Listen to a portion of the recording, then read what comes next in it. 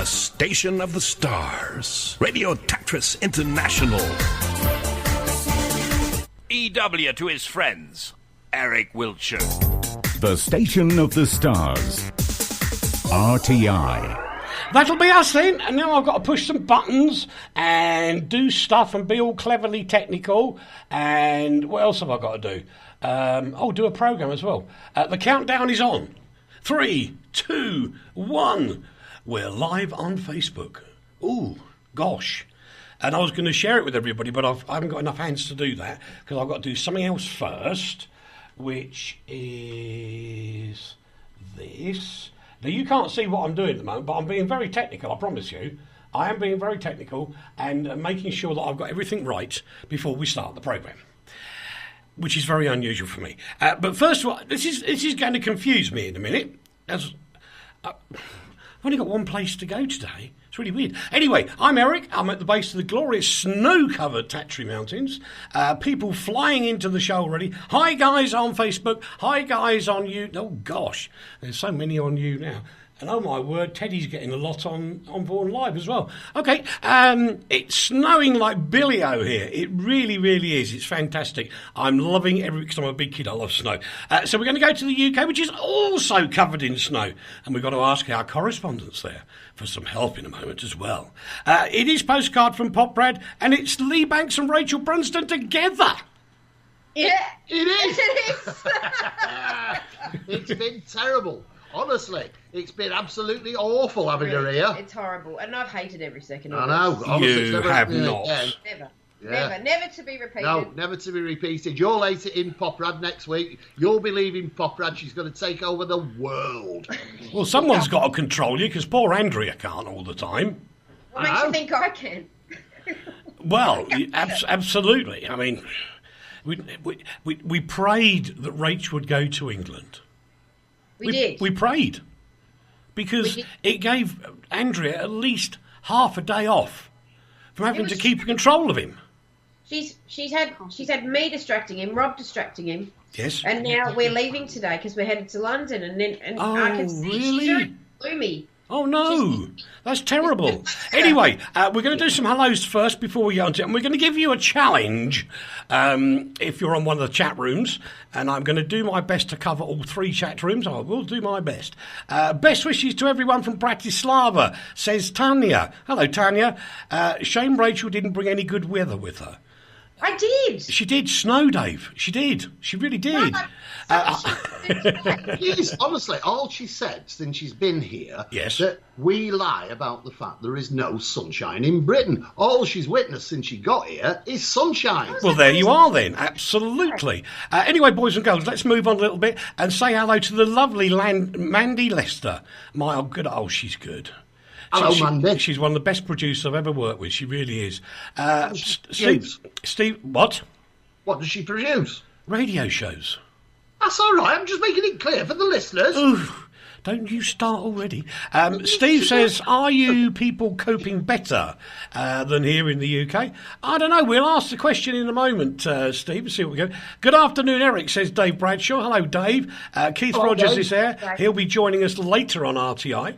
Hanka's there from Bratislava. The Rid-En Hanka, Shirley Williams, and Vanessa's there, Jim Preston. Hello, Joe. How's Joe today? He's going to be as grumpy as always. Karen Harris, is it? Yeah, Karen Harris is there. And many others. We've got Steve Melbourne on the other chat room. Whoa. Uh-oh. Stalkers are out. Who's Anchor? Who's Anchor? Hanka? Anchor. Hanka's a lovely lady. She lives and works in Bratislava. Is she the chief? I think probably knowing her... You've just killed my joke. She is, as is known here, chef. Oh, you're ignoring me saying you've killed me joke. Yeah. I am. As is said here, this is one thing that you should learn, Rach. Yes. Chef over. Chef Olver. Yes. What does that means lady boss. I was going to say it means move over. He said it actually means handkerchief. No. It's the only joke I was trying to make. I know you were.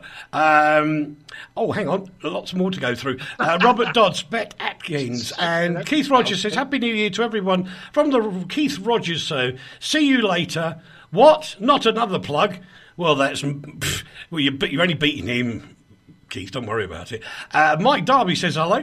Joe, no more Christmas or football talk today. I don't think we have actually, Joe. I think we're quite clear of that. Katie's joined us. Katie Parabek. That's a nice name. I like that. And Steve's very disappointed I'm not wearing my Christmas jumper. I haven't got a Christmas jumper, Steve. Is that Steve Mann? Yes. The lovely. Have you got yours on, Steve? I bet he has. But yeah, what you got on? I bet he's got a Christmas jumper on, mate. I'm asking him. I see. Right, this is the question for the lovely people on the chat rooms, and good afternoon to Sue Baxter as well. What was your favourite news item of 2017? That's the one.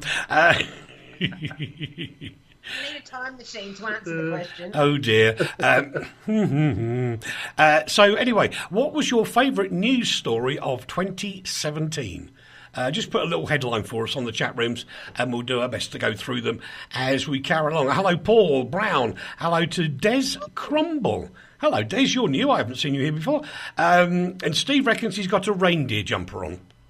Sure he has. Rudolph the Red-Nosed Reindeer. Now stop it, Joe. I'll be moaning about music. I don't believe him. That was a Russian weather forecaster. I see. Photo, because I think he's lying. You do? Steve Mann. Why? Okay. Stevie's wearing a reindeer. Right. I believe he's wearing a regular old jumper, not a reindeer. Now he's going to sneak off to his room, put on his reindeer jumper, and take a picture. But I still want evidence. Yeah. And the lovely Pauline Hinge has joined us. Has anyone received the free T-shirt yet? What free T-shirt? Joe, this is not happening. Joe has decided that I'm going to be giving away T-shirts. And, Joe, that is not happening. Get it in your head for 2018, New Year's resolution, no free T-shirts from Eric. Simple as that. He won't give anything away for free. He won't. Honestly. He won't. He even charges us for airtime. He will. Will I? He will send you a T-shirt, but he'll charge you to wear it. Send you a bill. Oh, you little fibber, Rachel Brunsden. He'll appear at the door like a duck with that on. He will. That's a man with a bill. Apparently, I'm a tight old sod. Oh, that's very That's very uncaring at this time of the year. Right. Happy New Year to everybody from Pauline. That's nice. Pauline. Hi to Jim. He'd charge you for breathing if he could, says Steve. Oh, ho, ho, ho, ho. Beat you to it, Steve. Beat you to it. Yeah. One of my distant relatives has just joined us. It's Leah Wiltsher. Hello, Leah. Hello, Leah. And Scotty's there. And he says, dinky-doo. As Scotty always does. Dinky-doo. Dinky-doo, Scotty. Dinky-doo. Yeah, that's Scotty McClue, the very famous talk Scotty radio. McClue. Dinky-doo. He's a very famous talk radio host, you know. And Gary Hutchins. Let's get on with a couple of bits. I've got to listen out for Dave's New Year's Eve show on RTI. 4 hours of the best music. And Dave even talks. Does he indeed? Well, my gasp was flat. Graphically. No, it's just that words came out. It's very unusual. Words out of his mouth. Oh. I thought he only typed. Like Stephen Hawking. Yeah. Oh, dear. I know what you mean. But Dave says he doesn't talk much, which is okay. But anyway, so New Year's Eve, we've got a slight change to programming. Chris Meadows moves forward an hour, and then Dave takes over from him, and unfortunately we've dropped Leigh Banks. Pardon? You've been dropped. I've been dropped for what? For the New Year's Eve party show. Why? Because you're not New Year's Eve enough, apparently. Yeah. He's pretending I didn't tell him that, but he's a little liar. Anyway, so it's 4 hours of the best music with Dave, and I think his daughter's probably helping him, which means we'll have some music that's slightly younger than normal. And Dave says, sorry, Leigh. Oh. Dave, you don't have to be sorry, really. Quick bit of news from the police in Slovakia, which is kind of good news. Donna Valley, which is the mountain pass where a lot of the big ski centres are, was down to one lane earlier because of snow. The roads are now completely unrestricted, and you can drop along there any time you feel like they've got them all open again. Steve says you can't drop Leigh, not after what he did to me on Sunday. What did I do to him on Sunday? I don't know. What did you do to him? What did I do to you? I think I'm sorry. I must have been a bit drunk. I think you probably were. So anyway, good news is all the roads are open again over here. Central Europe is reporting on the UK weather conditions, and they're actually saying Britain under snow, transportation is paralysed, and thousands without power. And as we've got Leigh there, I reckon he should bring us up to date. There's a big ball of fire out in the sky. It's on here. The weather, all this trouble about the weather. Now, here we have two people who've travelled across Britain in this snow hell. Has it been snowy hell? Haven't seen any. No, honestly, it was a little bit of snow here. We had to go out in the 4x4 just to show off. Not because the snow was bad.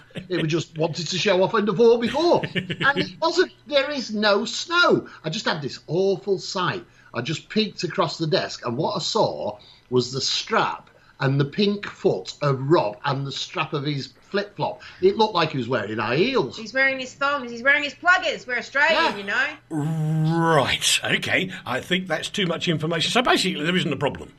Not a problem. Honestly, I can't believe it. I can't even believe the press of there is no snow in Britain. Britain, you're making it up. Well, there you go then. 5 minutes of hail in Manchester. Thanks, Steve. Steve says on Sunday's show you denied you sounded like Frank Sidebottom. Frank Sidebottom's got a thing for an head. Yeah. Ping pong ball. You can't even talk to okay, hi to James Lenker and to Wana and to Mohammed has just joined us. He's all the way from India. I know that. Dave says the weather forecast in London, it was a bit frosty yesterday. It's just raining a lot. So what is all this panic about then? Eric, I have no defence for what is being said in Britain about the weather. It's just stupid. Yeah. I'm sure somebody somewhere has had to push the car because it's done a bit of a skid. But that is not national and international news. All right. Giovanni says, hi, I'm from Italy. I like that one. Very good indeed. No snow in Liverpool, apparently.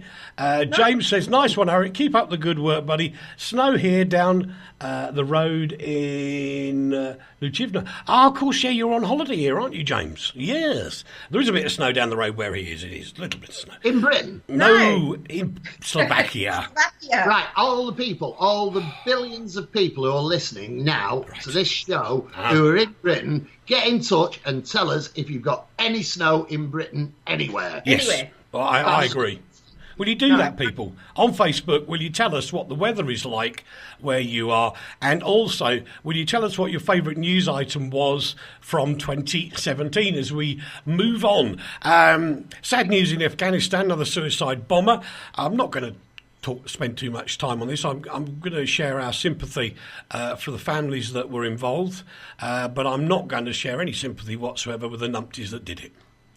Simple as that. It's not a matter of sharing sympathy, is it? It's actually a salutary warning about the fact that everybody's saying that ISIS has now been removed from the face of the earth, and yet it hasn't. No. And everybody's you can't throw your arms up and say that's it. The war is over. It isn't over. There are pockets of ISIS will continue for a long, long time because there are little pockets of it everywhere in the world. And where you've got lunatics like that, there'll always be one or two left over. Absolutely, and it's just an absolute tragedy that this has happened again, and in a country where, it's blown apart on a regular basis. We've blown it apart, the Americans have blown it apart, everybody's blown it apart, and now this has happened. Terrible. Okay, Des Crumble says, I've got 3 inches of snow, but that's in Scotland. No, we're not counting Scotland. Count. Yeah, well, you have to, you see, because it's all part of the UK. Joe says there's no snow in Bedford. And Steve Mann says, my favourite story was the UFO over California on the 22nd of December. Ha, ha, ha. What? I'll be back in 2 seconds. He's gone, but don't worry, I'll look after you. Thank you. Well, this is a story that we can do on our own, Rach, anyway. Because sadly, the actor Alfie Curtis from Star Wars fame, A New Hope, has died at the age of 87. Yeah, that was sad. He was cool. He was in The New Hope, which was the very first Star Wars film that was ever released. Not the first in the series, as we found out later. No, he was great. Yeah. Dr. Everson, but he was also, like, he had a lot of other credits to his name. He was also in The Elephant Man. And, yeah, that's where I remember him from originally. And he was in some show that you'll know, Crib. Yes. I'm back. Okay. Pete Hall says, afternoon, Eric and Rach. Afternoon? What happened to Leigh? Yeah. well, he wasn't here, was he?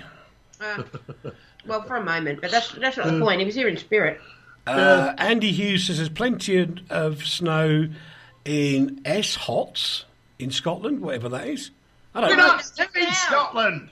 Oh. That's what we said. We said in the United Kingdom, but Scotland isn't to be counted because it's all snow. It's always snowing there. Oh, right. Steve responds to his little thing by going, SpaceX launched a rocket and people thought it was a UFO. You see, they're a bunch of numpties. Always are, always have been. No, he's right, actually. It did cause crashes, though. People were crashing. That's how numpty-ish people are. Stupid people. Sad news. Carry on here with some sad news. 12 die in a fire in the Bronx. The fire broke out in a 100-year-old block of flats. Of the 12 that died, the age ranges are from 1-year-old to 50 plus. According to the New York mayor, it took over an hour to get the blaze under control, and he said it's the worst fire death toll in decades. And I think he was talking 70 or 80 years. So again, our sympathies go out to the poor people that are now in a hostel or a school that's been converted into a hostel to keep them safe. And we hope that at least somewhere down the track someone gets you back into a home as soon as possible. Isn't it terrible, though, how these tragedies take on a whole new resonance at this time of year? Yeah, they do. They do. Yeah. I mean, I think fire is probably one of the most horrific things you could ever go through. I mean, I've lived a property that had a house fire, and it's really horrific. And as Steve said, that is terrible. Hang on, we've got a weather report from Bratislava. Sun and melting snow in Bratislava. Earlier today was a great time to take photos of snow-covered trees, which is not very often possible in Bratislava in the winter in recent years. Now, that's very true, Tanya, because it's got slightly warmer to the west side of Slovakia. It's only the east side that keeps nice and cold, and I like it. I can't believe the moaning poms, whinging poms. I can't either, but what about this time? What about them? Well, this is the thing that Leigh's just said there's no problem, and yet passengers were delayed by snow, and they complained that a budget airline only offered them £3.53 as a food voucher. Yeah. Now, hello, people, wake up. The flight didn't cost you much more than that. What are you folks on? Which airline? It was Ryanair. Oh, bless them. I mean, Ryanair, £17 a ticket, and then they're moaning that they got £3.53 food voucher. You knew it was going to snow in certain parts of England, but it's not. And they were going, but the airline should have told us. And it's not down to the airline to call you and when to tell you to put your socks on, for goodness sake. But Ryanair, at this moment, are getting so much bad press. And if, in fact, I'd be surprised if you get a Ryanair ticket for £17 at this time of year. We couldn't get one. No. We're flying Ryanair. We couldn't do it. Yeah. And £3.50, how long was the delay? I don't know, Leigh. I don't know. So, but there were planes delayed yesterday, and people were complaining that they just got a food voucher from a budget airline. And then they wanted the airlines, not just Ryan, they expected airlines to phone up and tell them when to come to the airport. I'm sorry, guys, it doesn't work like that. No. But should it work like that? When you say, yeah, you're quite right, it doesn't work like that. No. But should it work like that? No, it's impossible. Leigh, if they tried to do that from an airport, they just completely snarl up the telephone system. It could be a text. It could be an automated thing. When we were stuck in New York with the blizzard, we got a text from some airline or other. Yeah. And albeit 3 days after the blizzard began, and we already knew we were going to be delayed, but still, they did attempt to tell us something. Well, do you know what text I would send to the passengers? What? Please go to our website for more information. I'd send, please pack a lunch. Well, why not? We're not going to feature. Yeah, why not send them something that feels like a personal message where you're going through the trouble of saying, go to our website. Why don't you say, this is the situation? Because by the time some people read the text, it's 2 hours later. Then they still panic because they haven't looked at their mobile for a while. And there's no real way of actually doing it on an instant basis. If I get a phone call from a number, if I get a phone call from a number I don't know, I never answer it. Yeah, but I think it's time that we should stand up and ask for the return of customer service.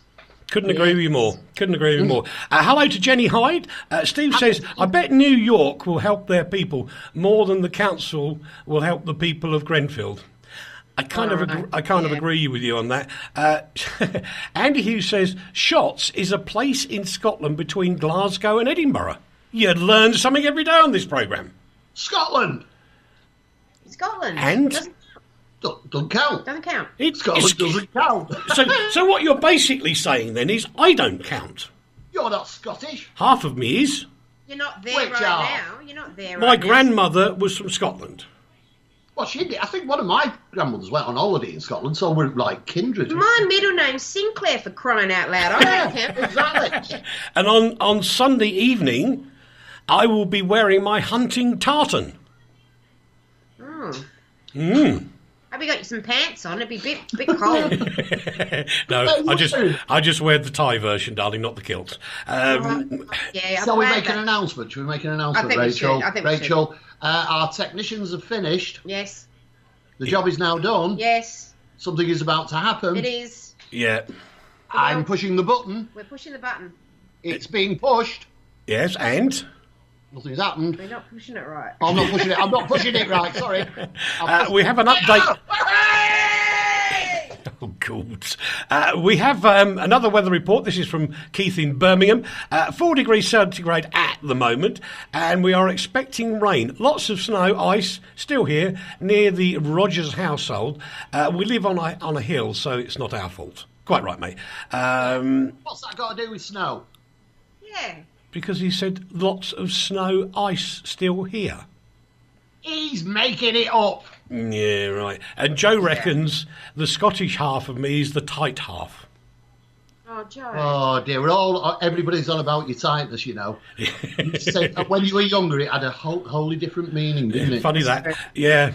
It's the stomach muscles. They relax over the years, you see. They do. They can't be bothered anymore.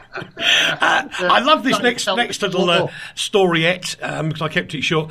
And I cannot believe why this has not been done before by the doctors. Actually making sense.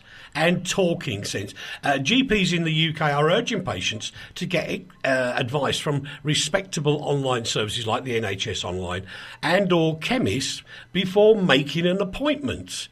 What? Yeah, it makes sense. It does make sense, because the poor little doctors are on so little money, aren't they? They're on £250,000 a year. Yeah. They get rid of patients willy-nilly when they decide they don't like them. No. Yeah, I feel so sorry. So why do we have on other weeks complaints about the waiting lists being 3 weeks long? Well, I wasn't listening. What did you say? yeah, what'd you say? You trawl around. You haul them out of the gutter, and what do you get? A grid. Yeah. A few weeks ago, we were talking about doctors' waiting times, like 3 weeks to get an appointment. Yeah. And I actually believe, and I'm going back 20 odd years when I used to see this in the UK, where you'd have people going to the doctor because they broke a nail. Like, you've got a cold.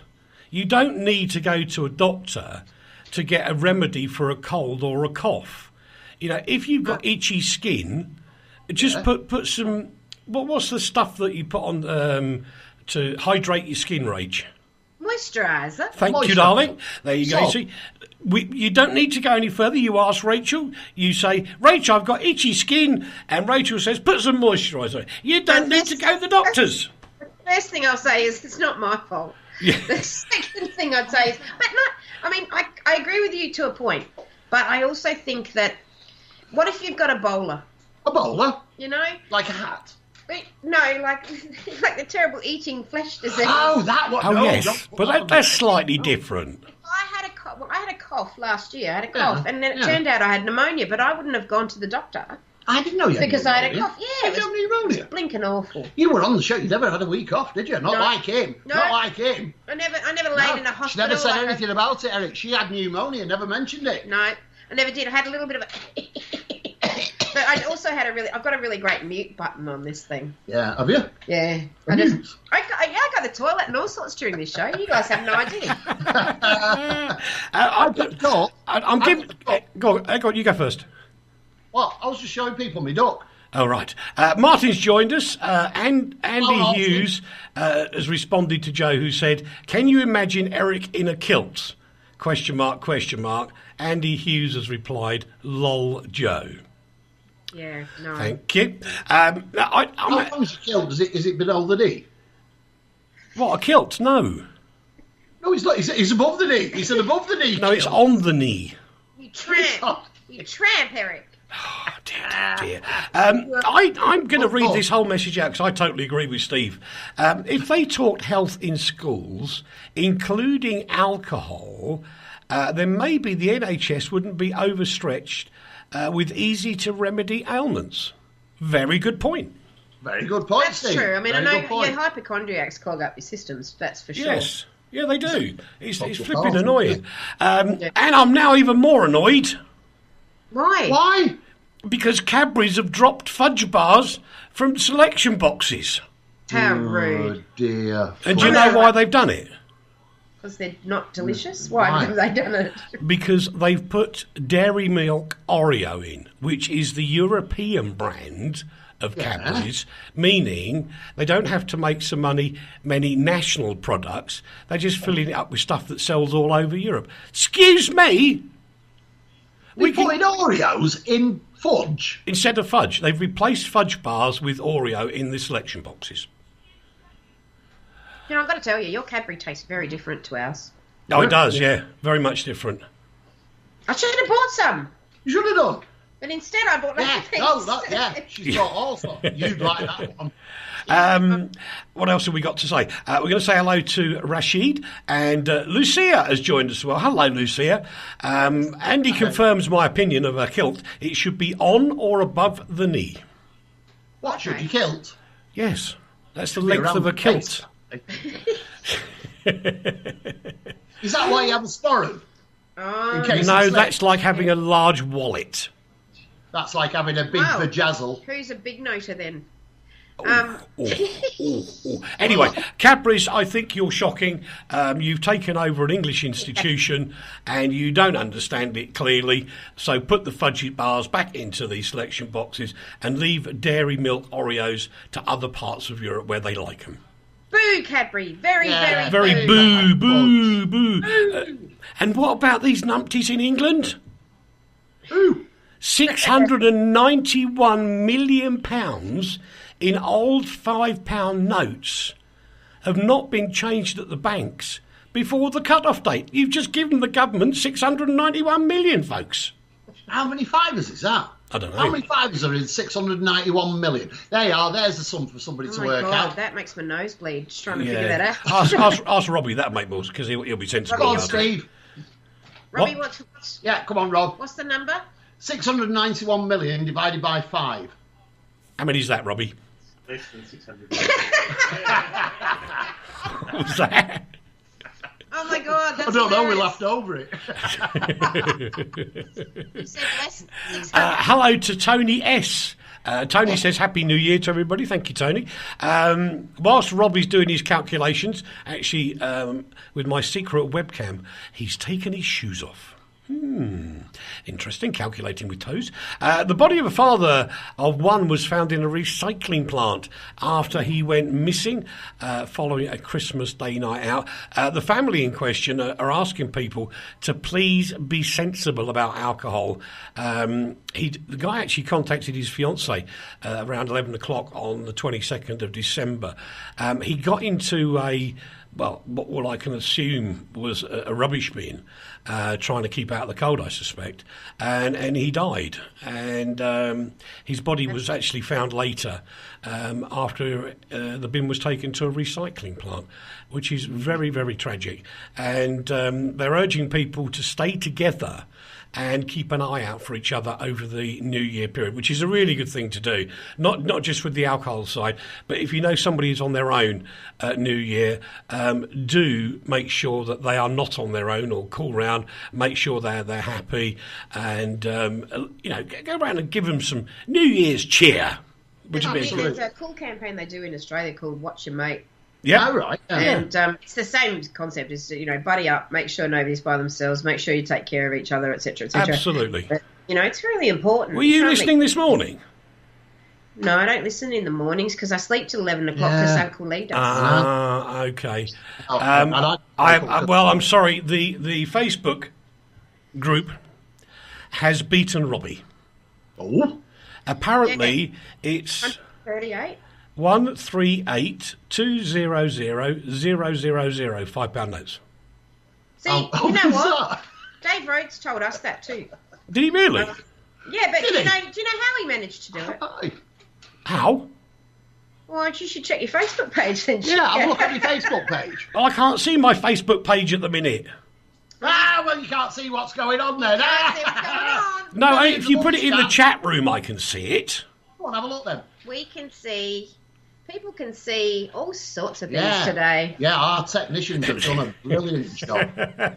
Oh, I see. So you're chatting on my profile as well. Yeah, just because I can't. Thank you. I shall repair that when the ad break. Steve also got the answer right as well. Well done. Steve Melrose has joined us as well from Ireland. Thank you. And Alan Morrison is with us as well. We're going to take a break. Marcus has Marcus, where have you been for the last 30 minutes? Come on, Marcus. Come on, pull your socks up, man. He has joined us just as we're about to take the ad break. RTI.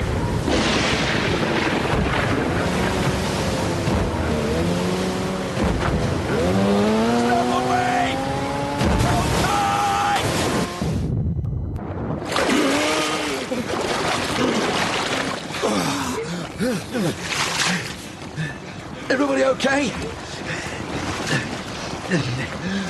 Remember your training, all right? RNLI lifeboat crews are unpaid volunteers. They rescue 22 people every day. On a lifeboat, training is a matter of life and death, and it costs £1,000 a year for each crew member. As a charity, we receive no UK government funding, so our crew's safety depends entirely on your donations. Please call 0800 543 210 and donate £20 or whatever you can afford. Because next time, this could be for real. RTI. Welcome back to part 2 of Postcard from Poprad. We have the joke has flooded in. Yep, Steve has flooded the joke in. When the IBEA crisis was on, some morons round here wanted to close the bingo down because people might catch tombola. Oh, that's funny. Yes. That's funny. Yes. I don't know. Everything coming across. What's going on? We're going to have to get the map out today, we really are. We should put pins in it all over the place. Alan Morrison says, I'm in Inverness. Well, hello, Inverness. Marcus says, good afternoon, mate. I wonder if he's at home or at work. So if he's in work, it's London, and Colchester is home. I think. He'll correct me if I'm wrong. Lifelong pals Alan Robinson and Walter McFarlane have been best mates right way back to school days for 60-odd years. They even played football together in Hawaii, and the pair have been left overwhelmed after discovering they're not just friends, but brothers as well. Isn't that sweet? Isn't that cool? No, or is that really sad? Have they actually, even though they've been friends, Have they lost that sibling friend love? Well, I don't. Do you know what? I think if you're friends first, Yeah. that's better than being sibling first. Is it? Yeah. Well, yeah, because you don't have. There's no obligation. You don't have to. I have no siblings. I have 2. I have no parents. Oh, you fibber! Oh. Those old things. That's horrible. I'll slap him for you, Dorothy. Don't you worry.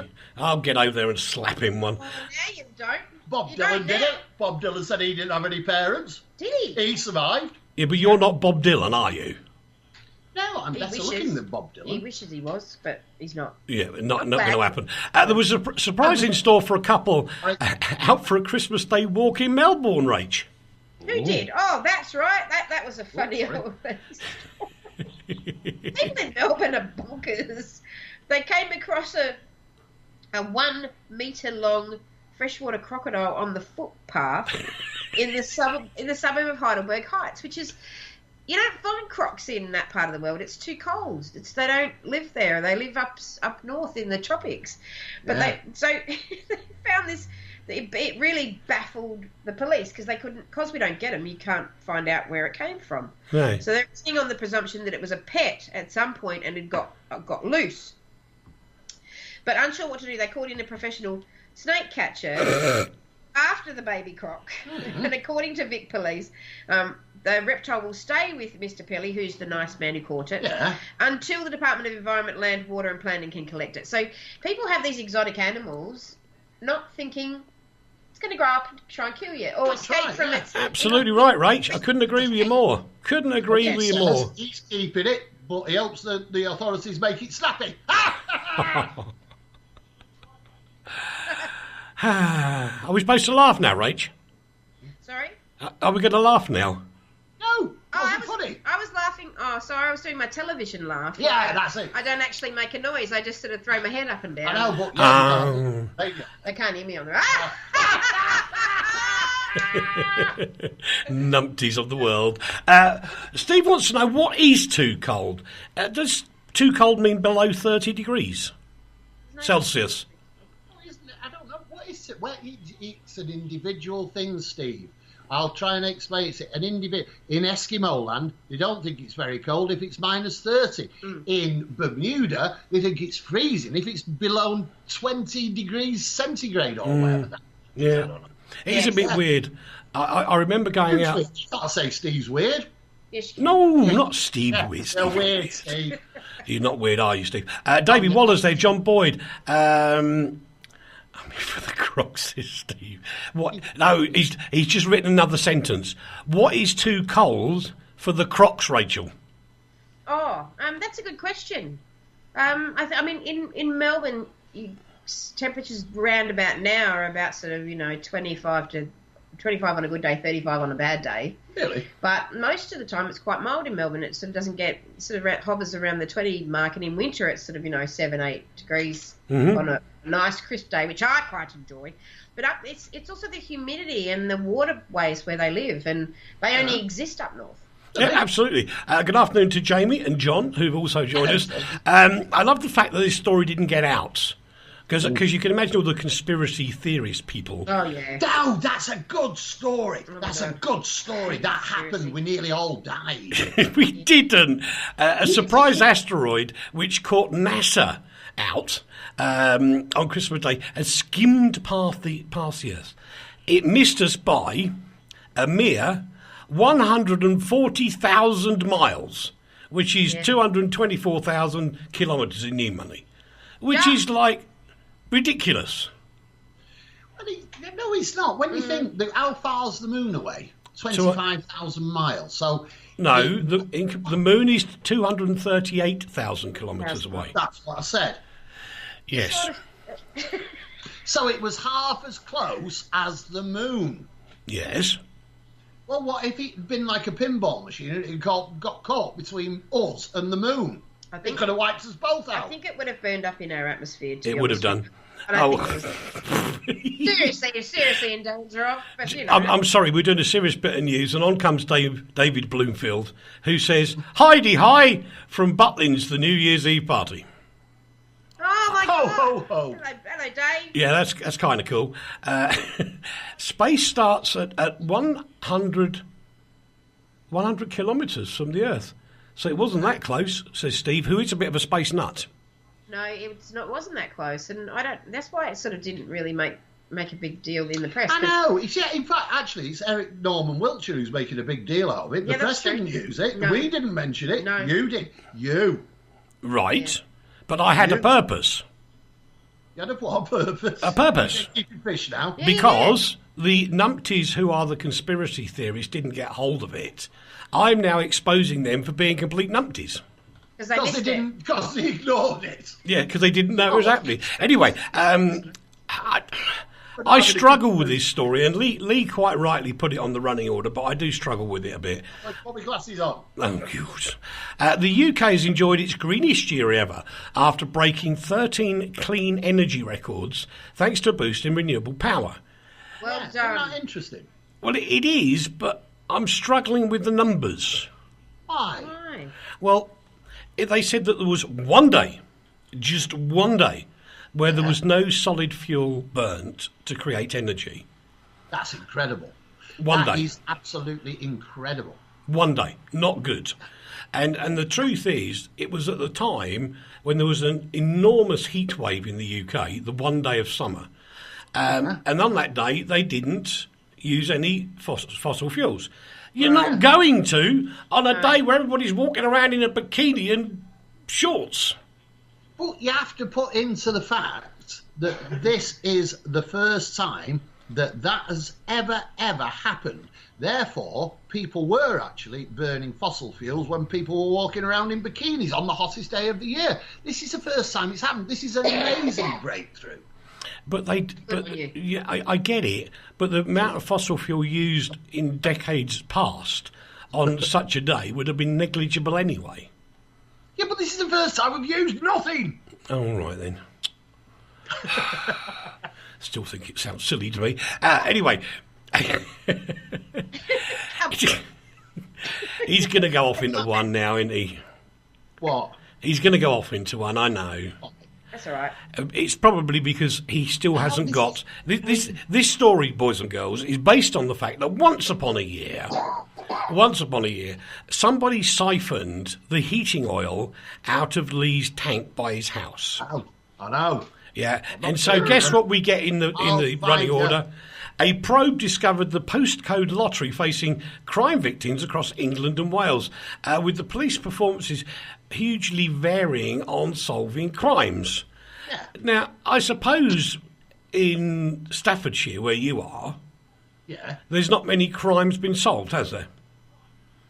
I think it's unfair to pin it down to one particular police force because this is a general story, and generally the police are so underfunded that they're not actually being able to do their jobs properly. Mm-hmm. What the Sun is saying, which, the Sun, when it does stories like this, actually do them very, very well, is that, for instance, we'll name this one then.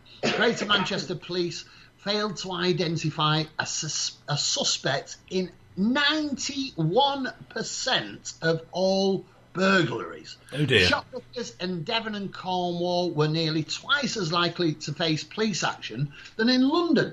The police have refocused. We have a complaint in with the police at the moment, and we've been waiting for months for something to be done about it. Mm-hmm. Now, the police have explained to us that they are incredibly busy. And of course there are, because crime figures, people say crime figures are going down. Crime figures aren't going down. Mm. And what the sort of crime that's being committed is absolutely horrendous. Witness acid attacks, the prevalence of acid attacks. Well, that was yesterday. If anybody missed that, there was a young lady who's had terrible burns on her face and legs from an acid attack.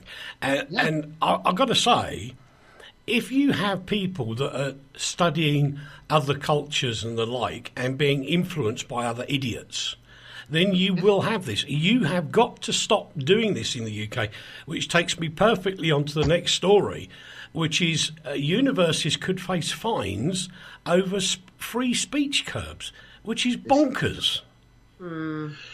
It's what it is, what this story is about, and I think it is a good story, and I don't necessarily agree with the concept of it, but basically, universities are the seat of learning within any country and across the world, and should be a place that's open to all sorts of ideas and expressions of everything. And what's happening here is that the Students' Union are taking chances and inviting people to universities who are not seen as desirable in many ways. But their political views, the basics of the British system is that anybody has a right to say what they want to say. And then it's analysed, it's ridiculed, it's disseminated, whatever you do with it. And the universities are now getting into a position where that freedom of speech is being taken away. If you take freedom of speech away from universities, it's as bad or even worse in a way than taking I kind of get you, Leigh, because part of the only thing I can think of that's of value in a university, as far as I'm concerned, is the ability to debate things, actually make your brain work. Because just reading from books for me is nothing. And most of the books they read are out of date anyway. But where I have a problem with it... where I have a problem... That's a thing to say. So all history books have to be modern. Yeah. A history book's out of date because it's about history. But people don't read history like they used to. It's not the volume anymore. So don't pick on me, you rotten two. But where I have a problem with this is where they give completely extreme right or left-wing, doesn't matter which way, people a platform in which to address young minds which are still very malleable, and they can influence them quite easily. I think that's wrong. But isn't that what universities should be doing? The problem with universities today is that basically students have to pay a fortune to go to university, and then they're left to their own devices. We don't have major... all right, this tutorials, all the things happen, but not like they used to. And it was the job of a university to allow students to hear and analyse the most bizarre things that you could think of politically and in every other way. And then what you had to do is, like you said, debate it with the people who know, the teachers, lecturers, you debate it with them. And they give you the opposite side of the coin. And that's not what's happening now. No, it's not. And I mean, there's a perfect example of what you're saying. In that, and I have to say I agree with this one immensely, where one of the National Union Students groups has stopped the BNP going to student unions, and I get that. Now, on the other side of the fence, at Canterbury Christ Church University, an NUS representative refused to share a platform with Peter Tatchell from the LGBT community because she regarded him as being racist. It's a funny thing, isn't it? Just going back to the BNP thing, if you refuse to allow the BNP onto a platform, what happens is that platform goes underground, and it affects people who perhaps don't have the ability, or when I mean ability, I don't mean mental ability, but the ability of what surrounds them to analyse what the BNP is about. Surely to give the BNP a platform in a university where you have an immediate right to reply and you can pop their bubble, you can do whatever you want. That's a funny thing to say, but anyway, I said it.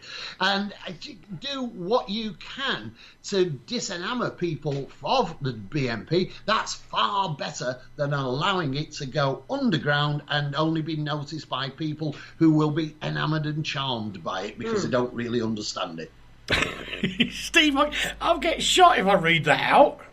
Go on. Steve, he says, if you want them to experience bizarre things, then get them to listen to ILR. ILR? ILR. ILR. That's gone over their heads, Steve. Don't worry. No, it's stupid, and we don't care. Now, shush. ILR is the old name for independent local radio, or as it's known now, commercial radio. That's really good. Yeah. That's the place the new seat of learning, local radio. Yeah. Joe says, "Please, can you talk about something I can understand?" Not a chance. What do you want to talk about, Joe? Not a chance. Yeah, go on, Joe. What do you want us to talk about? John Murray says, "Howdy, Eric." Well, howdy there, John. And do we do the Mystic story? I suppose it'd be better, otherwise you'll moan. Hang on, let me put my glasses on again. This is always hilarious. This is bonkers in my book. Apparently a blind mystic called Baba Vanga, who predicted 9/11, Brexit and the rise of ISIS, had two major predictions for 2018. Do you think they will come true? Over to Leigh. Well, it's a funny thing, isn't it? When you think... Now, you have to tell them what the predictions are first, dear. I'm trying to find the story to be able to do it. I was killing. I've been... My beautiful assistant... Yes? Assistant? Flipping heck. I'll let that my slide. system. Yeah, I would, Rach. No, she predicted in some way or other 9/11. She predicted the rise of ISIS. She predicted the tsunami. The tsunami. And she even predicted Brexit. And that's now that she is predicting that China's economy has been steadily expanding and that it's going to do really well and become a superpower. I'm sorry. China's GDP is slowing down. They're becoming more, and they're becoming more powerful than the United States. Yeah. Yeah. But it's more of a balancing act. Honestly, the GDP of China is not expanding anywhere near as quickly as it was. Listen, for a blindie who died in 1996, that's a pretty good guess. Well, yeah, I'll give you that. Yeah, not so bad. Next one. The other one is that a new form of energy will be discovered on Venus. That can happen. Yeah, there's nothing wrong with that. I could go with that. Look what they did in space in the last 20 years with that cool probe.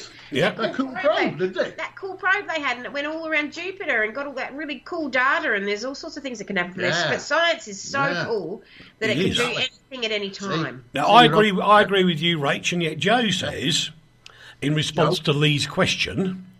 What would you like us to talk about? Joe says, sex, drugs, rock and roll, motorbikes. Oh, you should have been in my house last night. Now, I can do the first one for you, Joe, because every Wednesday I participate in sex, drugs and rock and roll.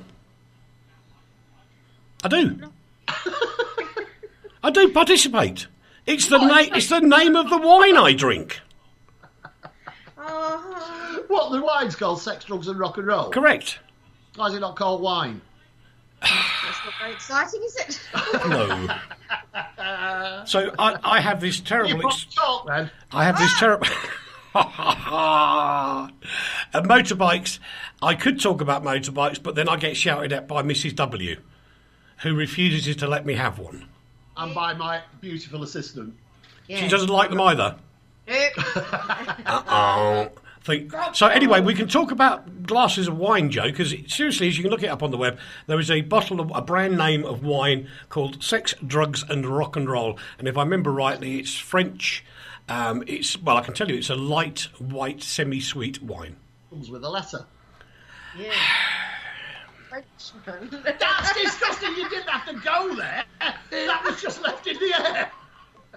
As soon as it fell out my mouth, I knew you were going to... Oh, no! Oh, this is going to be interesting. John Murray wants to know, whereabouts is this programme coming from? I'm in Glasgow, the land of Scotty McClue, the real King of Scotland. Well, normally, John, Rachel's in Australia, Leigh is in the UK, and I'm here in Poprad, which is in Slovakia. Back to England. Because Leigh won't... He's nearly gone bankrupt paying the people on the passport control money not to let me back in again. He'll run out soon. He'll be all right. Then I can come back again. So typically it's from Australia, the UK, and Slovakia. And the radio station's Radio Tatras International, as you probably know already, John. But our programmes come from all over the world, literally. Literally. There's now 32 people involved in the station, which is quite cool, really. Very cool. Very cool indeed. And I kind of agree that Scotty should be on the radio. And whether or not he's the real King of Scotland, I don't know. He would probably love that to pieces, actually, would our Scotty. You can catch him if you... I think he's got a website, scottymcclue.com or something. But if you Google him, you'll find him. And he does do a nightly talk programme as well, which is really funny sometimes. And he's amazing. He knows the rules of talk radio beautifully. And I sometimes do have a listen. When I listen, I'm going, don't go there, people. He's about to get you. And he does. I like his brother, Barney. Barney Drew, yeah. I don't know what any of you are talking about. I know, he just laughed in sympathy as well. Yeah, I know. Harry says, you must insist on getting a motorbike, mate. Listening from a wet and windy fens.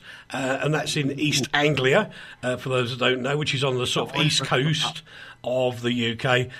Joe reckons Martina wears the trousers. Joe. Well, he wears the dress. Absolutely. And the fact is, all the girls on the planet wear the trousers. We just get permission every now and again to put them on. And that's a fact. That's why they're called Chef Over, Lady Boss. Simple. Yeah, it's not... any bloke that tells me otherwise, I'm going to go, yeah, pink elephants... Yeah, pink elephants, that's it. Yeah, that's why you need your trousers on, isn't it, Eric? Yes. And I want to do one serious story for a minute because I'm really fed up with seeing adverts on social media about Bitcoin.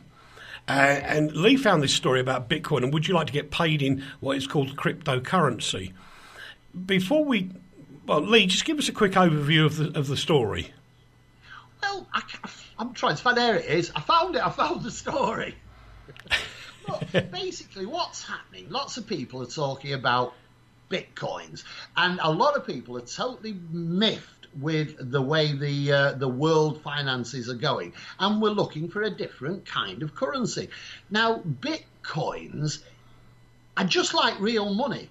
They don't exist. Real money doesn't exist. Nobody knows where the gold is. Oh, we've got little bits of paper that we wave in the air and say, look how rich I am. I've got millions of bits of paper. And Bitcoin's no different. Right, Leigh, can I put this in context because we are running very short on time? You can, because I didn't know what I was talking about. Now, the value of Bitcoin at one point was £20,000 per item, per Bitcoin. Per bit. Now, in... the 2 weeks prior to Christmas, they went from £20,000 down to £11,000. Yeah. So why on earth would you go into Bitcoin?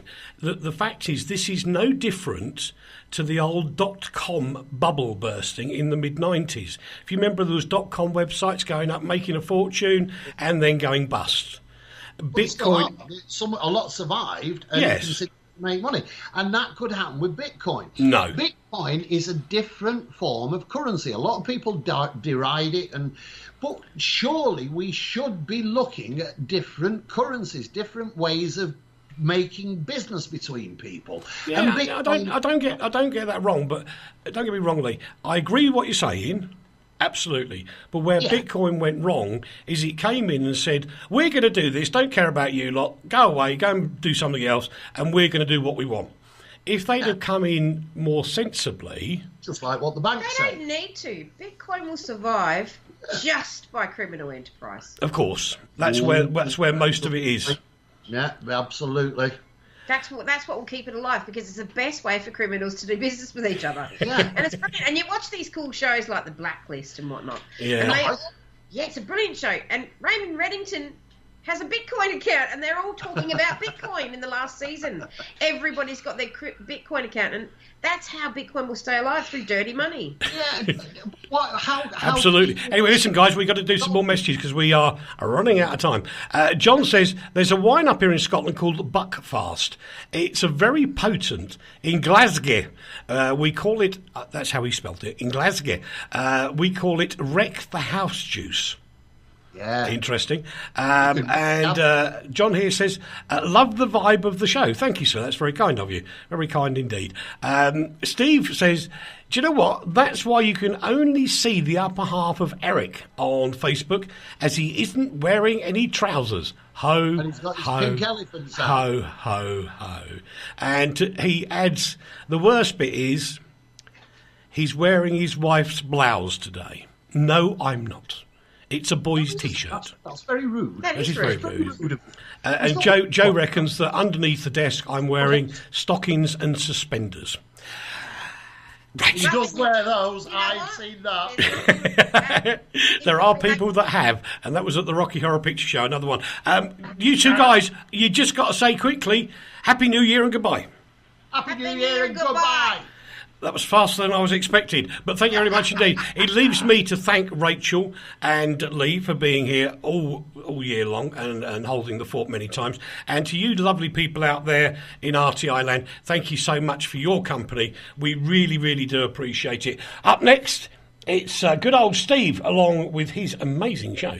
So don't go away, keep it here, and right the way through New Year, drive safely, no drinking.